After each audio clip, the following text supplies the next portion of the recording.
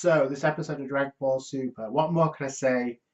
It's a decent episode, but I have to say the outcome and the setup that we got far exceeds the fight between Bergamo and Goku. The fight was predictable in itself. However, I mean, you could say that Bergamo wasn't really using his own strength, considering how Goku was using his own power to. I guess you can say Bergamo was absorbing the energy from Goku and using it to increase his own power, so he wasn't really using his own strength, so that was disappointing. It just looked like a carbon copy of what Piccolo did at the tournament, even though Piccolo wasn't absorbing Goku's energy, he still did the same thing with back increasing his size, so that and the funny thing was the more energy that Goku gave Bergamo, the more motivated Goku was to get stronger. So that was like, okay, it's like Saiyan instinct. And I remember Beerus saying, "Oh, these Saiyans are like they're wacky. They're too obsessed with fighting." And you didn't say it like that, but you get the meaning. It's pretty much the same thing. And Whis is constantly mentioned about Goku's love of battle. It's something else, but and Bergamo did something that I was hoping he would do. He instigated Goku as the complete enemy of the other universes, and rightfully so, because even though it was a fucked up thing for Bergamo to do, he wasn't wrong. He is the enemy of the other universes because he wanted this tournament. I mean, Zeno kind of wanted it too. He wanted to see a fight. But Goku forced this tournament. He didn't have to take it.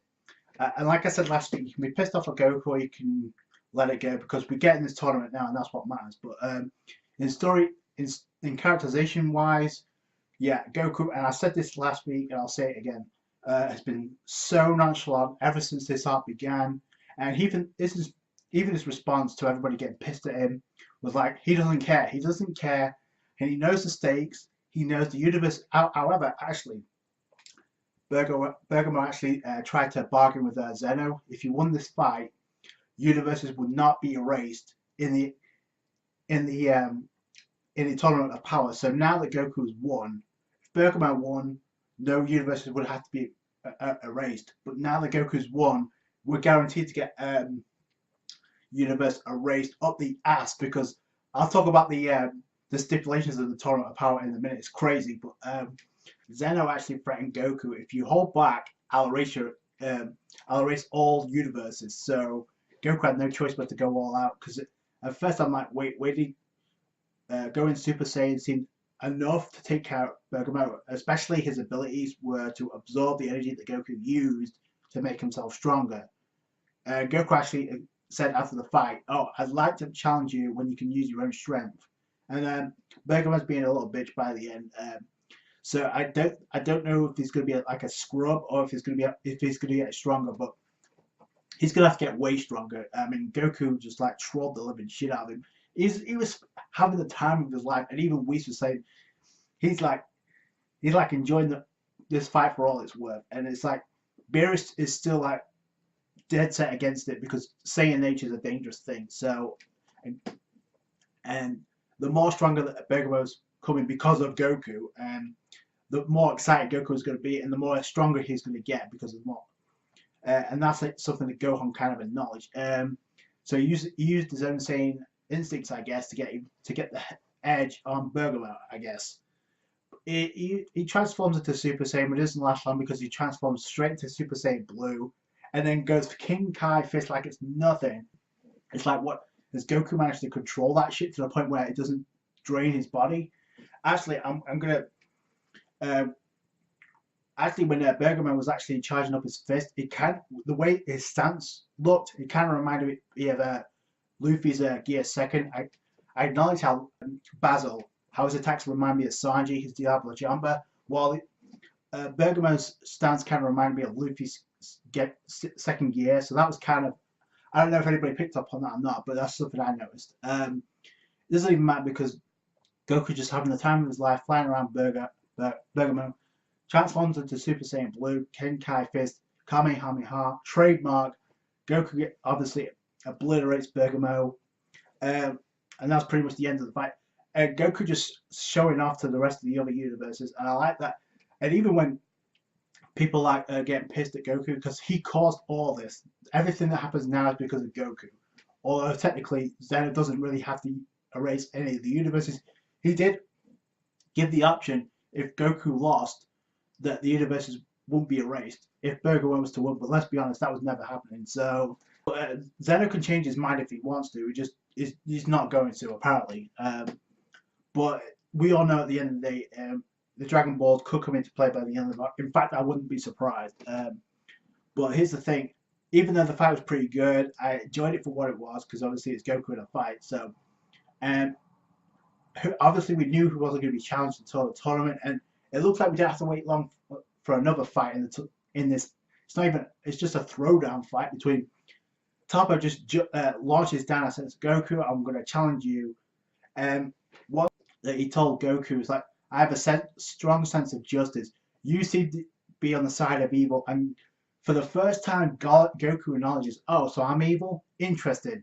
When the hell has Goku ever said anything like that? Ever?"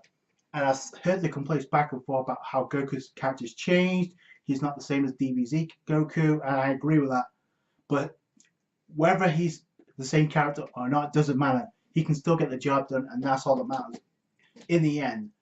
Now, obviously the biggest blockbuster of the episode, rightfully so, was the